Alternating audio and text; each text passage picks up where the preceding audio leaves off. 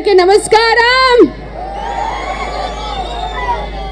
ఈరోజు నాకు ఎంతో సంతోషంగా ఉంది.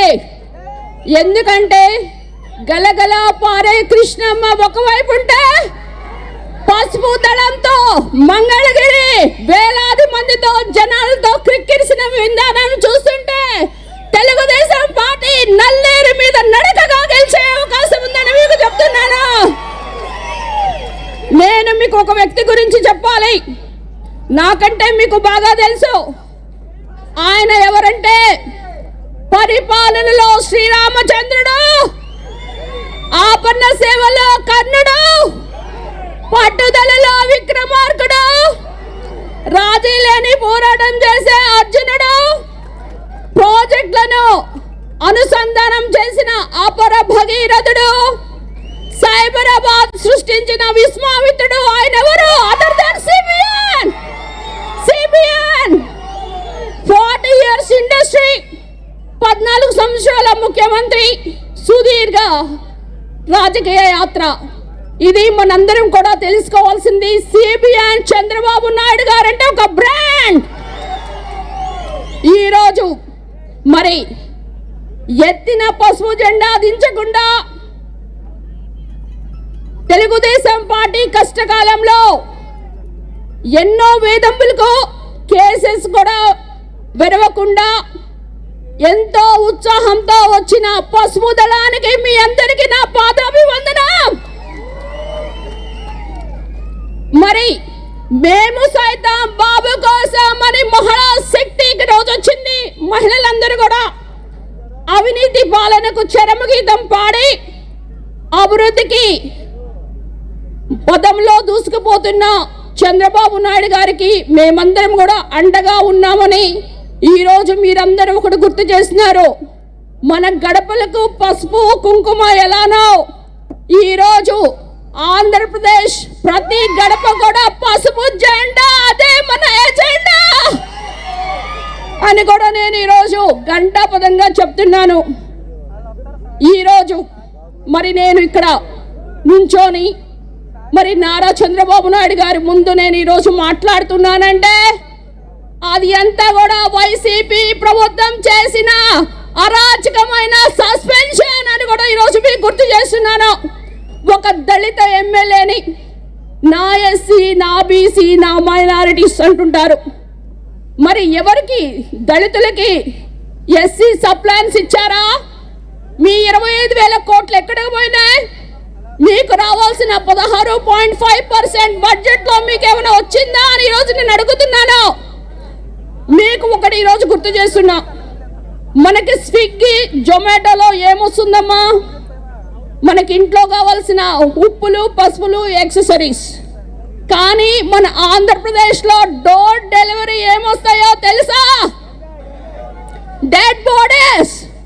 అంటే ఒక డ్రైవర్ సుబ్రహ్మణ్యం దళితుని చంపిన వ్యక్తిని అనంతబాబు ఎమ్మెల్సీని పక్కన కూర్చొని మరి రాక్షస ఆనందం పొందుతున్న సీఎం, ఆయన దళితులంటే ప్రేమ. ఈరోజు మిమ్మల్ని అడుగుతున్నాను.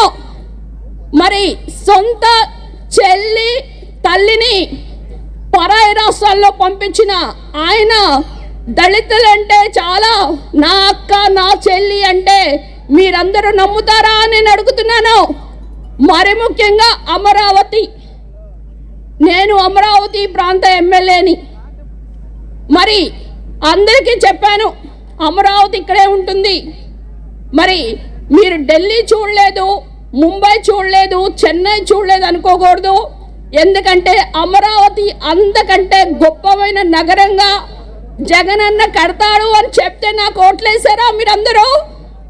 కానీ వేసిన తర్వాత అసలైన చరిత్ర స్టార్ట్ అయింది. 3 రాజధానులు. ఈ 3 రాజధానులతో మరి అమరావతి దళిత రైతులు, అమరావతి మహిళా రైతులు కూడా ఈ రోజుకి ఆల్మోస్ట్ 1467 రోజుల పైన ధర్నాలు చేస్తున్నారు. మరి అమరావతి ఎక్కడుంది? SC constituency. మరి ఎస్సీ కాన్స్టిట్యుయెన్సీ దాని చుట్టూ కూడా 7 ఎస్సీ కాన్స్టిట్యుయెన్సీస్ ఉన్నాయి. అంటే దళితులంటే ప్రేమ ఉంటే మరి అమరావతిని ఎవరైనా ఆపుతారా? ఆపారంటే ఆయన ఏమనాలి? మీరందరూ సైకో అంటారా? ఏమంటారు?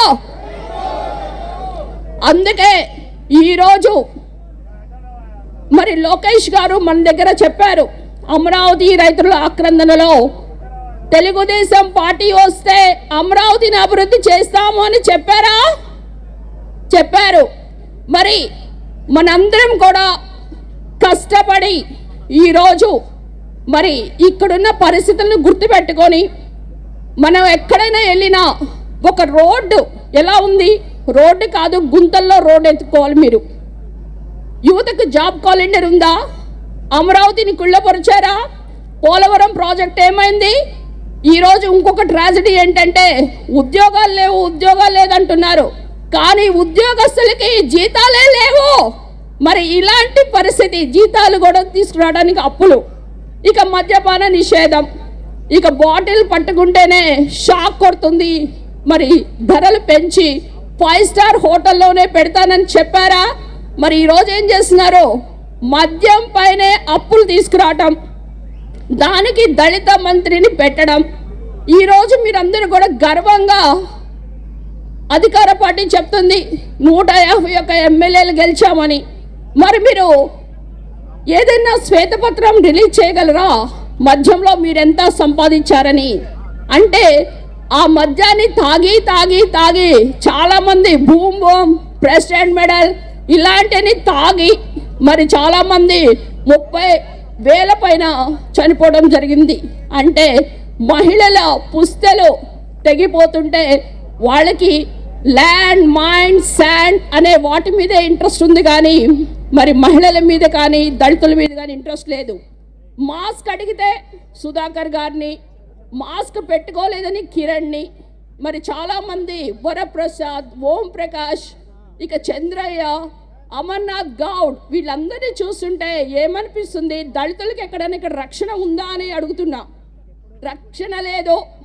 ఒక మహిళకి దిశ చట్టాలు లేవు. ఇలాంటి ప్రభుత్వం, ఇలాంటి పాలన మీ అందరికి కావాలా? నాయకుడు అంటే ఎవరు? విజనరీ అంటే ఏంటి? ముందు చూపు. విజన్ 2020తో సైబరాబాద్ని 2,000 కోట్లతో కడితే 16 లక్షల మందికి ఉద్యోగాలు వస్తే 50% ఆదాయం హైదరాబాద్ది సిబిఎన్ గారు కట్టిన హైటెక్ సిటీ వల్ల. అది కాస్త ఇప్పుడు సైబరాబాద్ అయింది. మరి ఇంకొక 100 సంవత్సరాల్లో ఇండిపెండెన్స్ వస్తుంటే దానికి విజన్ 2047 అని P4 అంటే పబ్లిక్, పీపుల్ అండ్ గవర్నమెంట్, వీటన్నిటి కూడా ప్రాసిక్యూషన్లో గాలి, నీరు నుంచి కూడా ఎలక్ట్రిసిటీ ఉత్పత్తి చేయొచ్చని కనుగొన్నారు. కనుక ఈరోజు పూర్ టు రిచ్ అంటే విజన్ ఉన్న నాయకుడు సిబిఎన్ గారు అయితే కల్ నాయక్ అంటే మీకు ఒక సంజయ్ దత్ ఒక సాంగ్ పడతారు, నాయక్ నహి కల్ నాయకు మే అని. అంటే ఈ కల్ నాయక్ కాస్త జగన్మోహన్ రెడ్డి అయ్యాడు. మీరు దొంగకి చేతిలో తాళాలు పెడితే రాష్ట్రాన్ని మొత్తం కూడా ఒక ఛాన్స్ అంటే జనాలకి ఇక ఛాన్స్ లేకుండా రాష్ట్రాన్ని అధోగతి పాలు చేశారు. కనుక ఈరోజు మీరందరూ కూడా ఒకటే గుర్తుపెట్టుకోవాలి, రానున్న రోజుల్లో యువతకి ఉద్యోగాలు కావాలన్నా, మహిళలకి రక్షణ కావాలన్నా, రైతులకి భరోసా కావాలన్నా మీకు ఏ ప్రభుత్వం కావాలి? తెలుగుదేశం.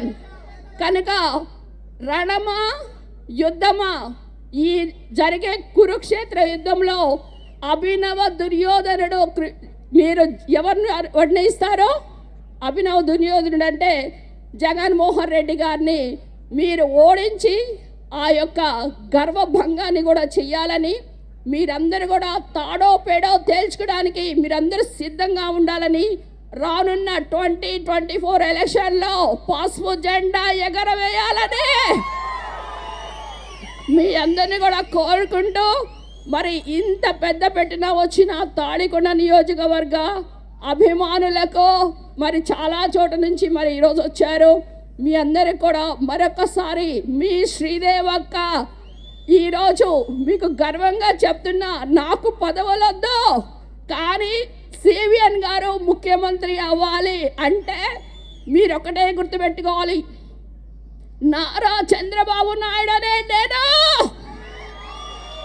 ఆంధ్రప్రదేశ్ రాష్ట్ర ముఖ్యమంత్రిగా ప్రమాణం చేస్తున్నాను అనే మాట కొరకు మీరందరూ ఎదురు చూసినట్లు నేను కూడా ఎదురు చూసినాను. కనుక అందరూ పెద్ద పెట్టిన సైకో పోవాలి, సైకో పోవాలి. జై తెలుగుదేశం, జై చంద్రబాబు నాయుడు గారు, జై జై లోకేష్.